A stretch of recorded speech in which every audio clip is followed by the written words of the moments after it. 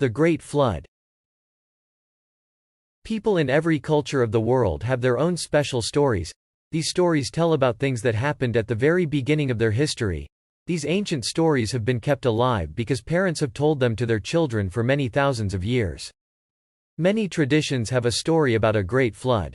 Many of these stories tell about a good man who pleased God. When the flood came, God saved this good man, his family and some animals. Other stories talk about parents saving their children, and some stories say the flood was caused by behavior of the animals. When the flood came, the tree trunk floated on the water with the children safely inside it. After a long time, the children heard the bells ringing. This told them that they were safety on the ground at last. They cut a hole in the cowskin and came out. They were the only people to survive the great flood. The people of Peru told their story in a different way. A farmer was looking after his llamas. These animals provide meat and fur to make warm clothes. 1 month before the flood came, the llamas seemed very sad. They watched the stars at night and stopped eating. Their farmer asked them what was wrong. They said the stars showed that a great flood was coming. The farmer took his 6 children, the llamas and all the food he could carry. He went to the top of the highest mountain.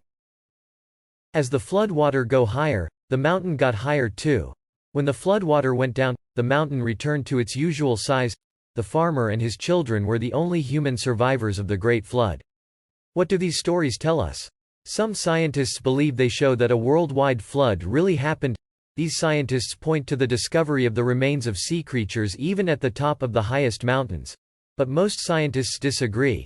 They say that there are other reasons why those remains are there. Some people believe there was a great flood but that has only covered part of the world. They say it probably happened in the Middle East. This is where scientists have discovered evidence of very early human settlements. Whatever the truth about the size of the flood, a lot of the stories talk about the same things. They say people were very evil at that time and that was what caused the world to be destroyed.